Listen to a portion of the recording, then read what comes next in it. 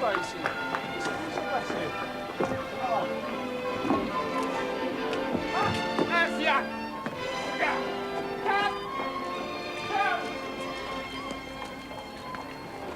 Ah!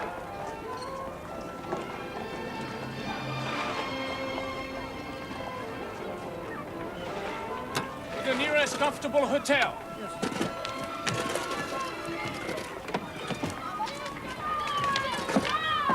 Then to the home of Mrs. Fraser. Mrs. Albert Fraser?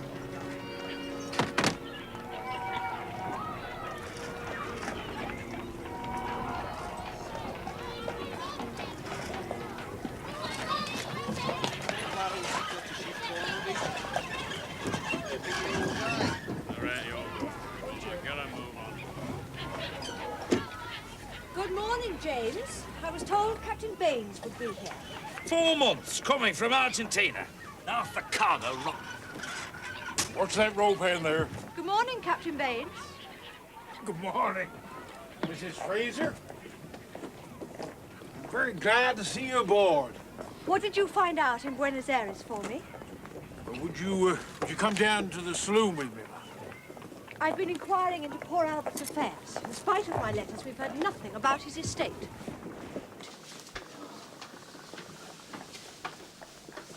Did you see that lawyer? Yes, ma'am. Well, what did my husband leave me? Well, according to the lawyer, ma'am, this is all he died possessed of. I'm afraid my daughter-in-law went down to the quay. She must just have passed you, Mr. Legrand, Pierre Legrand, of the Compagnie Maritime du Midi, Marseille. I know your company well. What brings you to Liverpool? To see Mrs. Albert Fraser. You see, I knew her husband in Buenos Aires. You knew Albert, my son? I was so shocked to hear of his untimely death, Mr. Fraser. But he had a company, a refrigeration plant, so that meat could be carried to Europe frozen and arrive as fresh as the day it was slaughtered. No, ma'am. All he had was a cold storage plant on shore to take meat from the slaughterers and keep it frozen till it could be salted down for shipment. It was just a contract with the Argentine Meat Trading Company. Well, it's all been run down now. Did you think he'd left you a fortune, Elizabeth? Just because you had little esteem for him. I had considerable esteem for him. How much did you have? Why make a will at all if this is all he had to leave? And what's this? Who is this? Oh, she was at his lodgings, ma'am. Oh.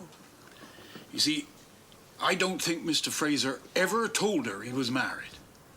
I see. She was very put out that he left everything to you. Well, if this is everything, she didn't exactly miss much. No, ma'am.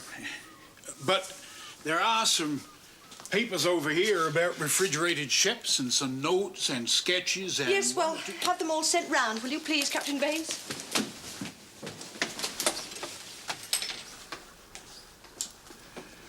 Poor Mr. Albert. He had such high hopes when he went to the Argentine, didn't he, sir? Refrigerated holds.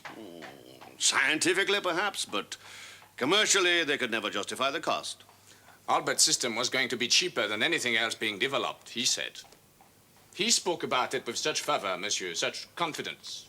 Was your company interested in acquiring his invention? Certainly. For more than 1 year, we've been awaiting his plans and specifications. Then long after the event, we hear of his most tragic death. This is why I'm here. We assumed that if anyone knew what had become of his work, his own family would. We've heard nothing. Did he leave no working drawings, no specifications? Just a few personal papers, I'm afraid. His plans must be somewhere. Not with his family, it would appear. Well, sir, I must ask you to excuse me. Good day to you. Elizabeth will look after you. Just one moment, Mr. Legrand. Father-in-law, there were some papers and notes. Captain Baines is going to have them sent round to your office. Is he? Well, then, a polite good day to Monsieur Legrand, I think. Alice,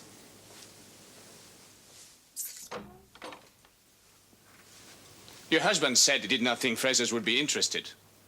That is why he offered his plans to us. Well, if anything comes to light, we'll let you know, Mr. Legrand.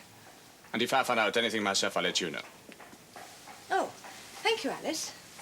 Do you go directly to Marseilles? No. I am on my way to Buenos Aires. I'll write to you of anything I'll discover. When do you sail? Tuesday.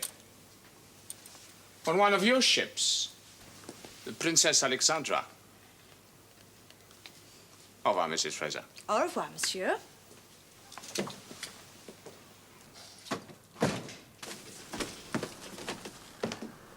I should have these things sent round to your sister, Nancy. Still looking forward to receiving your plans and specifications. Signed, Compagnie Maritime de Midi. So that's where he sent them. The French. I doubt it. It's dated a month after his death. This is all there was in Buenos Aires, sir. You mean that's all you were given?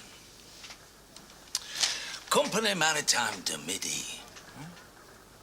These are just jottings on paper. But if that French company is the first to get hold of the frozen meat trade, there isn't going to be much room for anyone else. It's not a commercial proposition anyway, Elizabeth. Well, Legrand thinks it is, and if he gets hold of Albert's proper plans... You have no reason to suppose there are any proper plans. These sketches tell us nothing.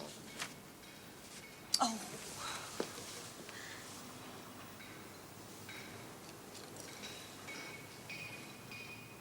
Albert was living with some woman out there. How'd you know that? Captain Baines met her. Not a very prepossessing woman, I must say. But if she's got hold of Albert's proper plans and Legrand were to make her an offer... If Albert had designed an economic system of refrigerating holes, he'd have sent it to us, not the French. You never gave him much encouragement. Why did he ever go there? He thought it a good opportunity. He was an engineer, not a meat packer. He should have stayed at home, building ships. Fraser and Son. Who am I going to leave the business to now? Your grandson, I presume. William? You never even let me see the lad. Well, he's away at Naval College. You don't bring him here even in the holidays. Did Albert ever write to him? Certainly he did. Why did he go to the Argentine? If all he could leave behind was this. Albert's designs may not have been any good, but he'd have drawn them up. They have to be somewhere. Going to the Argentine? I sail on Tuesday on the Princess Alexandra. You can't do that, Elizabeth. And who wants refrigerated ships anyway? The Argentine is crawling with cattle. All they can do at the moment is salt it. Now, if it could be frozen... Look, girl, it takes 2 to 3 months to get to Europe from South America. And then your troubles are only just beginning. I know I've been into it. Who wants meat that's 3 months old, whether it's frozen or not? It'll arrive as fresh as the day it is slaughtered. Oh. What's wrong with the roast beef of old England, after all? We don't need to import scrag end of beef from Argentine. It's not just meat from the Argentina either. I mean, look at New Zealand and Australia. Well, what have they got to do with it? Well, look at all the mutton and mutton there is out there. The first shipping line to get into this trade will make itself a fortune. Rubbish. And if it's entirely due to something Albert invented, something that is rightfully my property... You don't know he invented anything, Elizabeth. Well, I'm not going to wait for Mr. Legrand to find out. Alice, when will dinner be served? Elizabeth, how will Mr. Fraser manage? Well, the shipping yard's in good hands with the new engineers, and Mr. Dunwoody can run the Fraser line. No, I meant Mr. Fraser himself. He's lived on his own before. And if you or Robert could drop in on occasion... Oh, I see. I must confess I was wondering why we'd been asked to dinner. It's a very long time since we've been so honoured. Elizabeth! A woman in your station of life has no right to go trundling around the South Atlantic on her own. Dinner is served, madam. Thank you, Alice. Would you please tell the master? I can't imagine what's keeping him.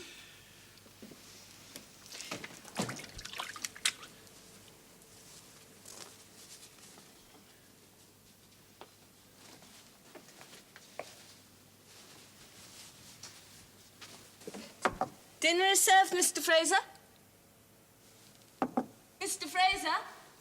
Yes. I'm coming.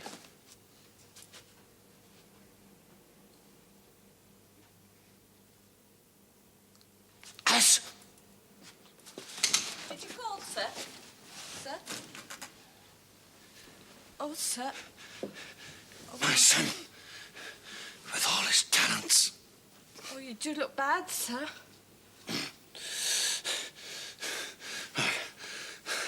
It's all right. It's all right. Not a word to Elizabeth. And she won't go next week.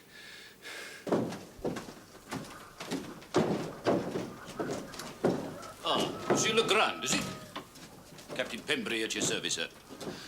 I trust you'll find your cabin to your liking. You stole that mellow. Oh, it's you, Mr. Harvey. Thank you. Mrs. Fraser's cabin. Will you come this way, ma'am? Will we have a calm voyage, do you think? It's a sound enough ship. It ought to be. My husband designed it. Cargo vessel. We try to make our passengers as comfortable as possible. I'm sure we'll have a most pleasant voyage. Am I your only passenger? No, indeed. Oh, this must be the saloon, as I remember. Mrs. Fraser. Good morning, Mr. Legrand. Morning, Captain. Mrs. Fraser? When do we sail? Directly, madam. So, if you'll excuse me. Of course. Thanks alongside, sir. Thank you, Mr. Harvey. It's an honour to have you aboard, ma'am. An honour.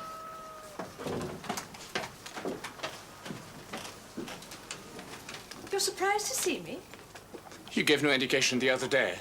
Well, my late husband's affairs are clearly in such a state of confusion, I thought it only proper to deal with them myself. But I could have saved you the trouble. Indeed, I hoped I made that clear at your house. Why should you bother yourself on my account, Mr. Legrand?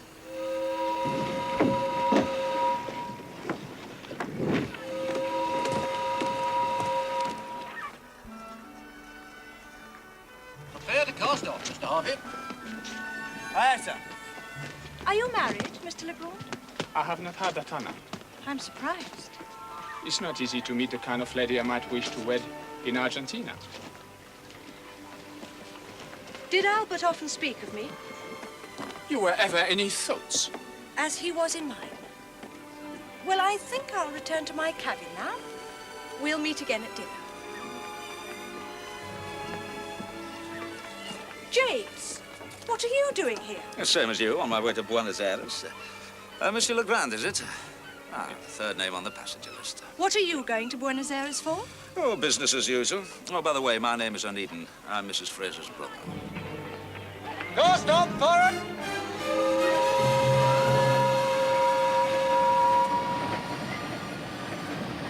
And for pudding, Cook says she can do you a nice apple dumpling.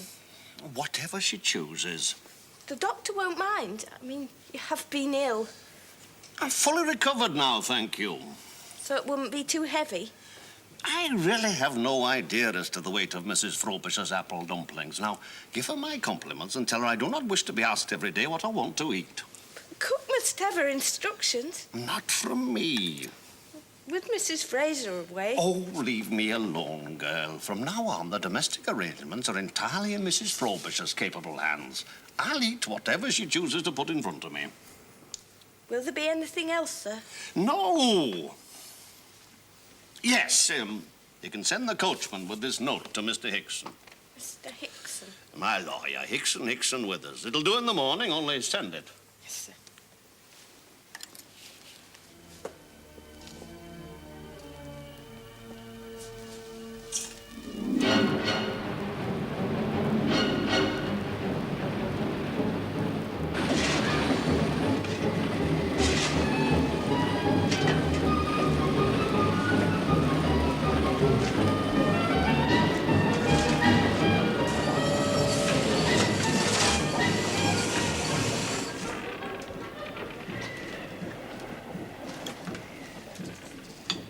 Is this really the best the galley can do, Mr. Harvey? Well, I shall certainly have words with the ship's cook tomorrow. Oh, look at poor Mr. Legrand. The very sight of it turns him pale. I think it's not the cuisine. But... Excuse me.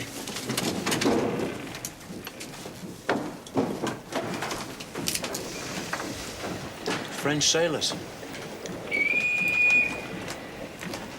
Excuse me. Harvey here. Wheelhouse, Mr. Harvey. Very well, sir.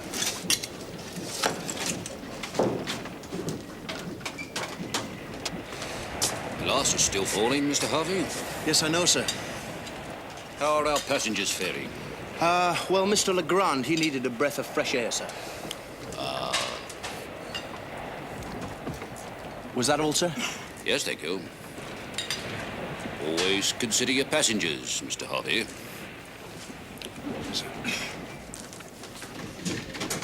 Oh, really, this is so tiresome. Here. Do you not want that? Quite inedible.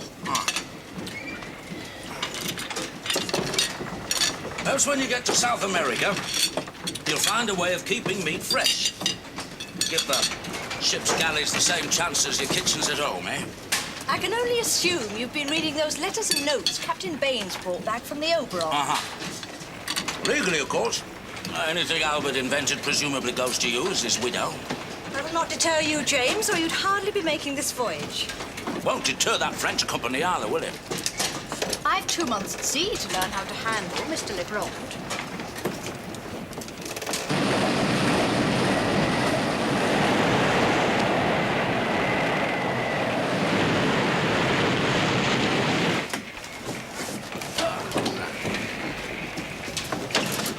Treacle pudding, sir.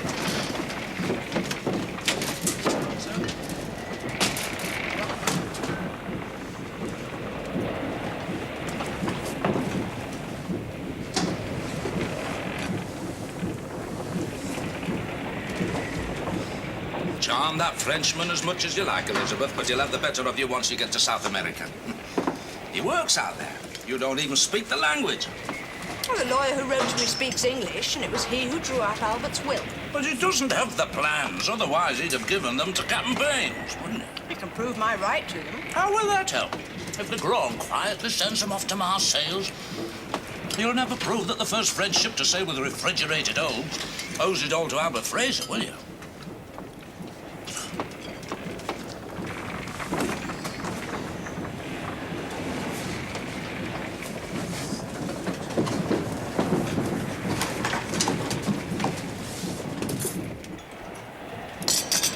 I'll get those plans somehow. They're my property.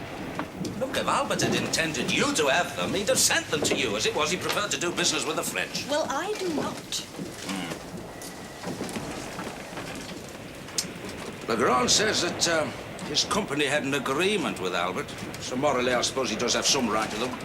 You have no right at all. But I do know my way around Buenos Aires. Thank you for the warning, James. But between us, Pierre Legrand and I can put a stop to you. Between us, we could put a stop to Legrand.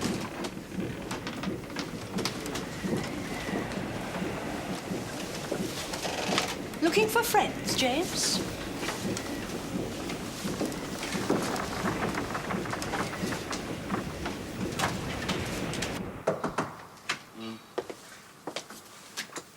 Oh, excuse me, sir. Mr. Hickson's clerk called. What the devil do these entries mean, Dunwoody? Oh, Mrs. Fraser wanted the insurance rate added to the freight rate, sir. You run the shipping line, not Mrs. Fraser. Well, yes. Mr. Hickson's clerk called, sir, to say that Friday at 11 will be quite convenient. 11 o'clock Friday. Excellent. Time I read me my will. Oh, I'm sure there's no need for that, sir. At the moment, everything's left to Albert. That won't do now, will it? No, sir. What was it? The freight account, sir. Oh, yes. Well, now, look. These entries here. Rails to Brazil. Ah, that's an error, to be sure. No, sir. Nobody gets a price that high. Well, Mrs. Fraser does. What? She, has a way with the merchants, sir. Interfering female. Now, you must get something inside you, Pierre. Why, if he doesn't stay there? You'll soon get your sea legs, I'm sure. I'm always sick first few days. You'll laugh about it when we get to Buenos Aires, and then I shall be the helpless one. I can't imagine you being helpless anywhere, Elizabeth. I don't even speak the language. I I've no hope at all of finding Albert's plans all on my own. I shall be utterly dependent on you. You will help me when we're there, won't you? Anything at all. Of course. I don't want to have to rely on my brother, you see. Is he interested in your husband's work? He's interested in anything that makes money. Whereas well, all I'm concerned about is that my poor late husband gets the recognition he deserved. James Onedin sailed on the Alexandra? Well, I assumed that you knew. It is, after all, one of your ships. I don't study the passenger lists. Did Elizabeth know? Well, if she didn't, I'd like to have seen her face when she found out. Just think of it. James and Elizabeth cooped up on the same ship all the way to South America. Onedin. I think you'll find that satisfactory. Could it be that Albert's invention did succeed after all? Your brother's not one to go off on a wild goose chase. I've hoped for years and years that Albert might. And now, by God, is James Onedin going to get his hands on it? Dunwoody! Dunwoody! Yes, Mr. Fraser. Why didn't you tell me that James Onedin had taken a berth on the Alexandra? I should have been told! I should have been told! Mr. Fraser. Bless my soul. Well, Mr. Robert, is he? No. No, but you better get a doctor quick. I think you should know, James, that Pierre and I have come to an understanding. Oh, Pierre, is it? I'm going to let him have Albert's invention for £200. On the condition that it is known as the Albert Fraser refrigeration system. Albert would have liked that, wouldn't he? Sure, he'd have liked a lot more than £200. Albert is dead, James. And as long as his work is properly commemorated, money is completely immaterial to me. Another cup, Pierre. If you please. At least I've taught them in the galley to make a decent pot of tea.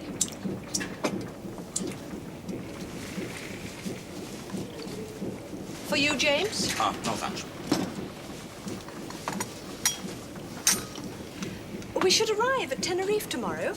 If you wish to cut short your journey, James, and return home from there, I'm sure the Fraser line would reimburse your passage money. I see how little she cares about money. There's little point you going on to Buenos Aires now, I fancy. Little point you going there either.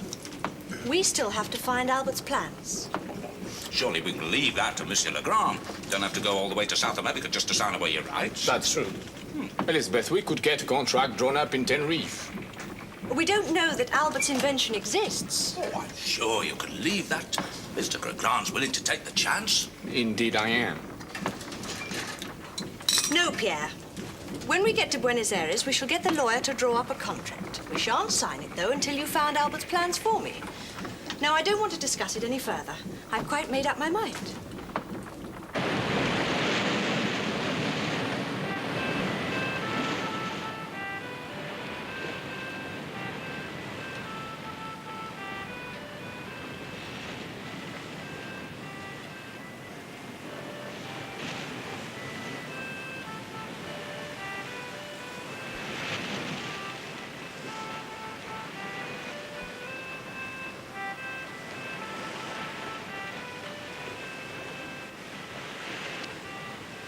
Morning, Mr. Onedin. Good morning. Very nice. Oh, thank you.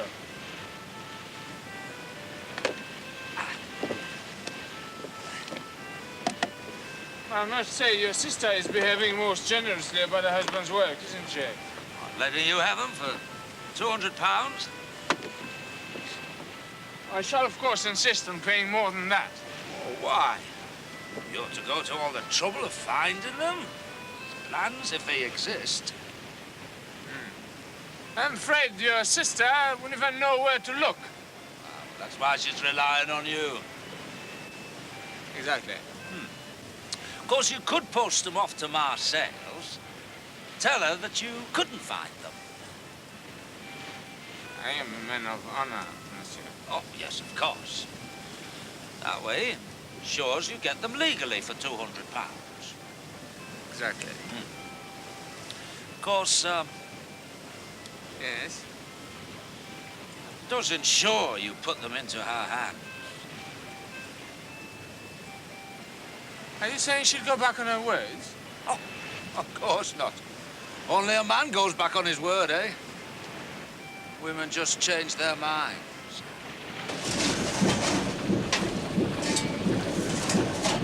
We're doing 10 knots now, Mrs. Fraser. 10 knots? James says she can do 13 knots. So she can. Then why aren't we? Because if you drive her at full speed, she uses too much coal. Might it not be an idea to carry more coal? There isn't room. Make room. And cut down on cargo. If my husband designed this ship to do 13 knots and she's never allowed to do more than 10, it's preposterous. Your husband designed this ship on the assumption there were coal bunkering stations conveniently scattered over the Atlantic Ocean. My husband would never be so foolish. I didn't know him, Mrs. Fraser. Elizabeth! Mrs. Fraser! I'm down here, Pierre.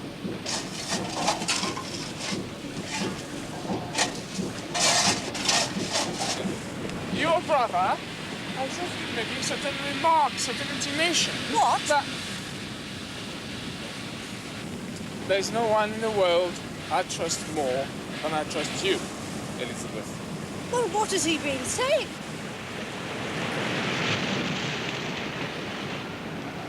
You do believe him. I can see that you do. I don't believe in not for one moment. Think that I would go back on my word once you found those plans?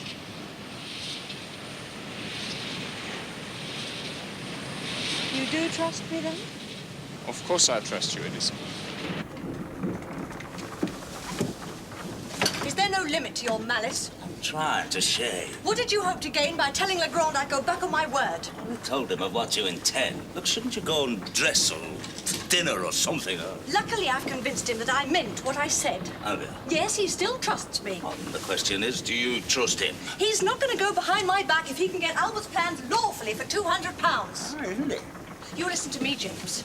You've no claim on Albert's work at all. Listen to me. I've a better claim than either of you. If it wasn't for my encouragement, Albert wouldn't even be an engineer. Those plans wouldn't even exist. Those plans are mine. Albert was my husband. Oh, yes, the man that you married so that you could have a legal father for a child that you were having by Daniel Fogarty. That boy, William, I thought you were asleep. my grandson. Albert's boy.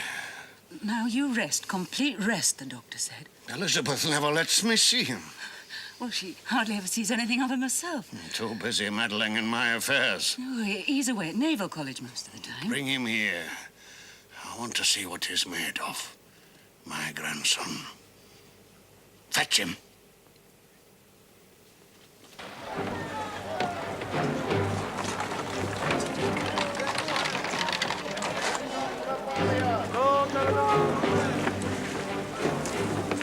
James was right. You don't trust me. Of course I trust you, Elizabeth. But if we could have signed the contract here in Tenerife, he would have sent you going all the way to Buenos Aires. When do we sail? This evening. Not till then. Well, we have to get up steam first, Mrs. Fraser. Oh. You have a good time ashore, Mr. Legrand. Very well, Elizabeth. I won't raise the matter again. We'll go together to Buenos Aires and look for the plans. Thank you. I just hope you won't have to wait too long. William? What does he want to see? What does he want to see William for? I think it's to do with his will. He's making a new one. So? Well, he'll leave everything to William. Well, who else would he leave it to now that Albert's dead? Well, it's something to think on, isn't it? It's so unfair. Some people get everything handed to them on a silver platter, and you and I have to struggle along by the sweat of our brow. Struggle? A successful chandlery business that owes nothing to no man. Lord, woman, you talk as if I were a navvy, not a member of Parliament. If only Jack Fraser knew. Knew what? You know. Now, take care, Sarah. I've never forgiven myself for letting it out to Albert. And if Jack Fraser were to find out, too... He's told me to fetch the boy. Well, you've not to. Elizabeth has done everything she can to see that he doesn't see him. That's what he complains about. Well, it's understandable. And now I've seen the lad, and just before he went back to college this time. and all I could see was Daniel Fogarty. Pierre will find those plans within 24 hours. And you'll be none the wiser however long you stay. How do you know that? Because I know where he's going to look. Look, if Albert was so confident that his plans were the cheapest in the world, he'd have consulted with a team of engineers. Now, there aren't too many of those in South America, but I do happen to have the name and address of one of them. That doesn't mean much. No. But I saw it in his diary, with the name Fraser underneath, and a question mark. You've been through Pierre's diary? Well, I don't have your talents for wheedling confidences from him. What's the name of this firm? Well, we'll go and visit them together, Elizabeth, eh? With Pierre Legrand on our heels. We leave him behind in the Cape Verde Islands.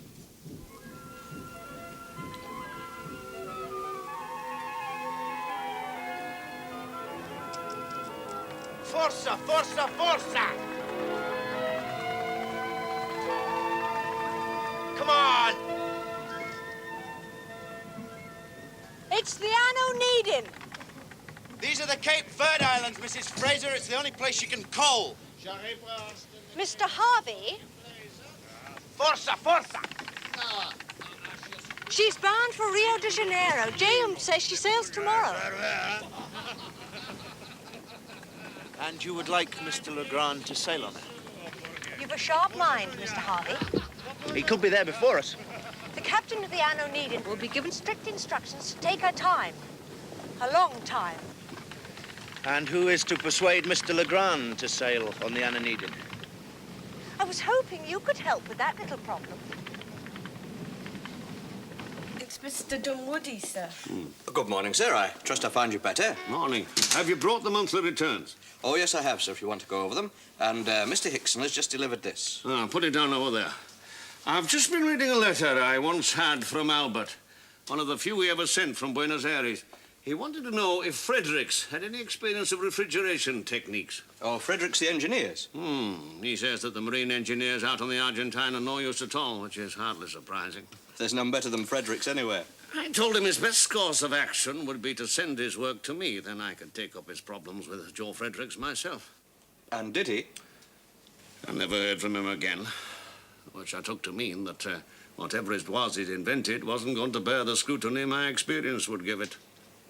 Could he have written direct to Fredericks? Go round there and see. Oh, but we'd have heard, surely. Not if he said he didn't want us to. Mr. Dunwoody, I'm surprised at you. Mr. Fraser's been ordered complete rest. Oh, I was just leaving, madam. When's my grandson coming? We'll talk about that some other time. I want him here by tomorrow. I've made a new will. Mr. Hickson's coming tomorrow evening so that I can sign it. I shall want you here as a witness, Dunwoody. Now, go round to Frederick. Yes, sir. You can be a witness too, Sarah. Me? You're not mentioned in the will, so it's quite in order. But I'll not let Elizabeth have the run of this place until I'm quite satisfied as to what's at the end of it. Elizabeth? Everything goes to Elizabeth until William comes of age. The men won't like a damn petticoat over them, but she knows how to handle men. 26 shillings a ton for rails. What? She knows what it's about. But if the boy hasn't got the true Fraser stamp on him, well, if it's not what I take him for, I'll just have to look elsewhere for an heir. I'll send a telegram to the school. You can come up by train tomorrow.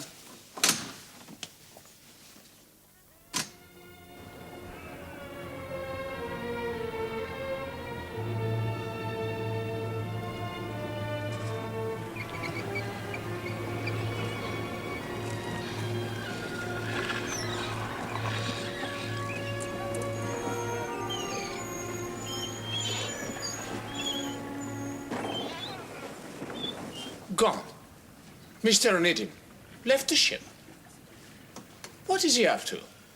All he said, sir, was he was sailing on the Onedin to Rio. But why? You haven't heard, sir. We have a cracked propeller shaft. That won't take long to repair. In the Cape Verde Islands? It's at least a fortnight, sir.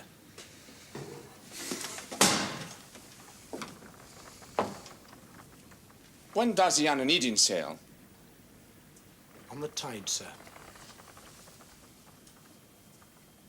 Thank you, Mr. Harvey.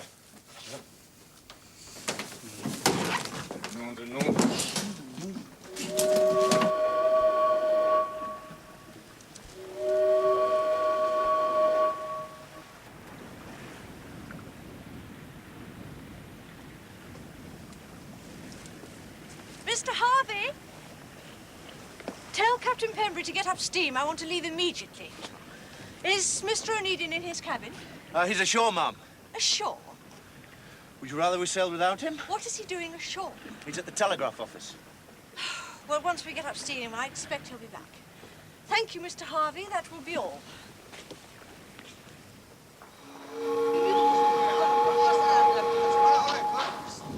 Have you any idea where Mr. Onedin has got to? No, Mum.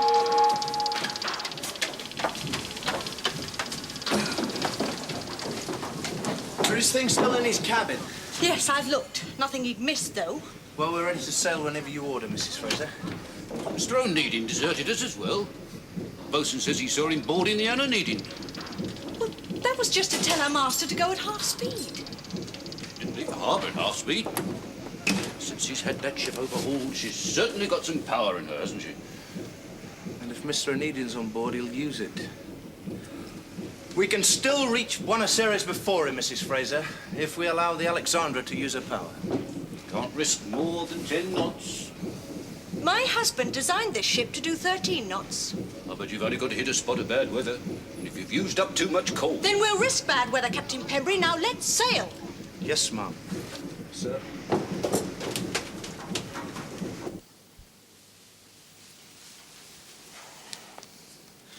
Are you sure you feel well enough to see him? What I've sent for him, if not.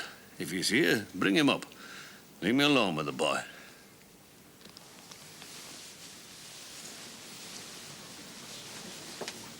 William, your grandfather's ready to receive you. Come on. I'll see you later, William. Leave us alone together. Come over here, lad. Sit by the window where I can take a good look at you.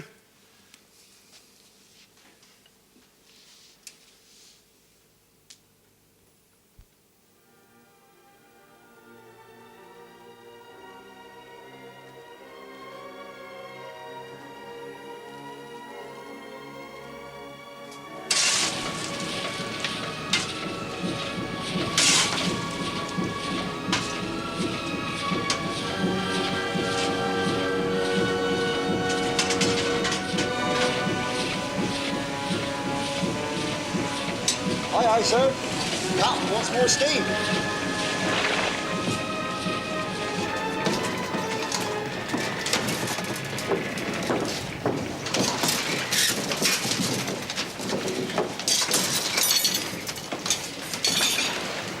Can't they really go any faster than this?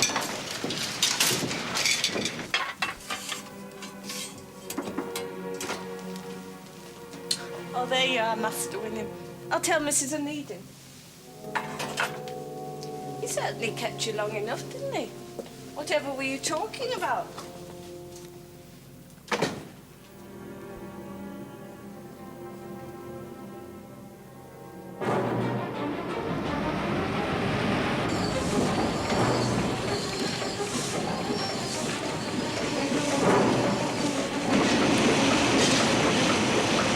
Tell them to get their backs into it down there! The stokehold's red hot as it is. If we burst a boiler... Look, if you slacken up against this sail, we can capsize. Now, we're barely making headway as it is. Just burning up coal. And no bunkering station within 400 miles. Please answer me, Mr. Fraser.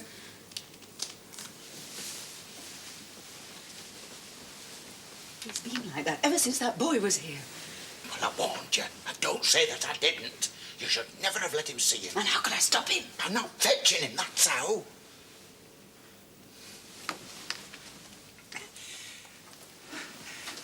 Mr. Fraser, you've had a bit of a shock, but you'll get over it in time. Albert did. He knew? Albert knew? Yes, he did. He let that adventuress bring up another man's son as his own. Was he as weak as all that? Now, please don't try to get up. Is Mr. Hickson here yet? No, I sent him away again, I thought, under the circumstances. Oh, never mind. At least it makes one thing clear. I outlive my son and find that even the grandsons of fraud, no trace of myself left at all, except money, ships, yachts. Well, if that's all there is to survive me, I'd better make proper provision for it, hadn't I?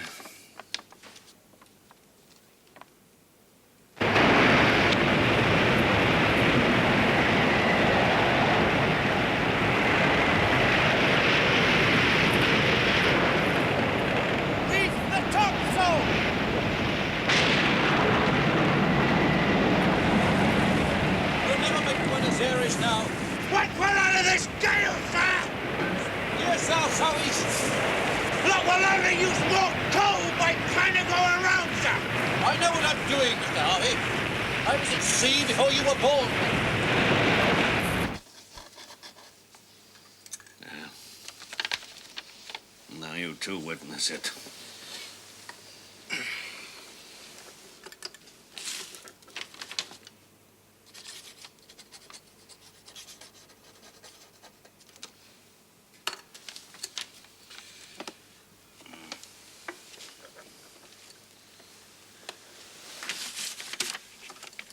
At least young William Fogarty has the sea in his veins. You should have heard the lad talk. A Fogarty Onedin, not a Fraser at all. And yet, in spite of that, you still... Because of that. Because it means that artful, ambitious, deceiving woman, your sister, is going to run the company until the lad comes of age. Ah, that's the sort of ruthlessness it needs to make a company prosper these days. So at least something I made will go on, even if it's only a business.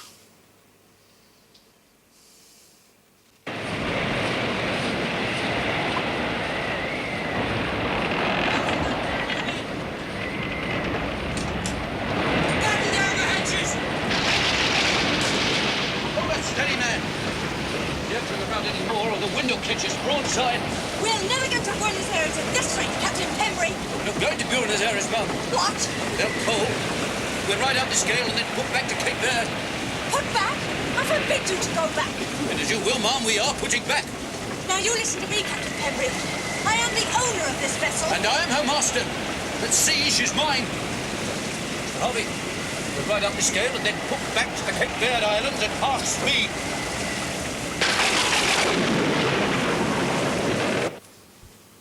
Everything to Elizabeth. In trust for young William Fogarty. Not even of his own blood, it's a disgrace. It's Mr. Dunwoody, madam. Well, show him in, girl. There's still time for him to change his mind. The doctor said he'll pull through. I'm sorry to disturb you, madam. I just wondered if Mr. Fraser had had a chance to go through those papers I brought round from Fredericks earlier. Well, there's a big packet unopened by his bed. Why, is it urgent? No, but, it contains Mr. Albert's plans for the refrigerated ships. What are you talking about? It seems they were in Liverpool all the time. And James and Elizabeth on their way to South America to find them. Mr. Albert asked Fredericks to give him an estimate for building the ships. And what happened? Well, I understand from Mr. Frederick they weren't very practical after all. The plant was altogether too cumbersome. Did Fredericks write to Albert to tell him that? Well, yes, shortly before he caught that fever. Perhaps it was that finally killed him. How could it? Well, knowing how much it meant to him. Meant to him?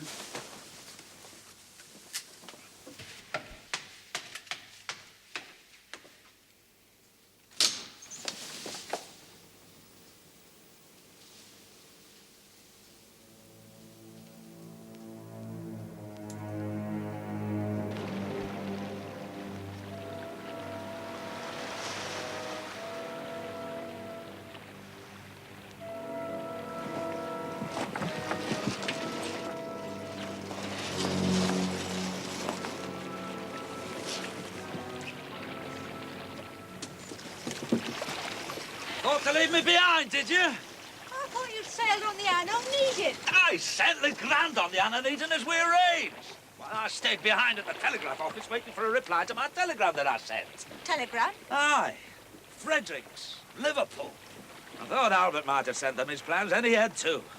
And they were no good. Are you telling me that after all this... Since then, I've had another one from Brother Robert. Yeah, there's one for you too.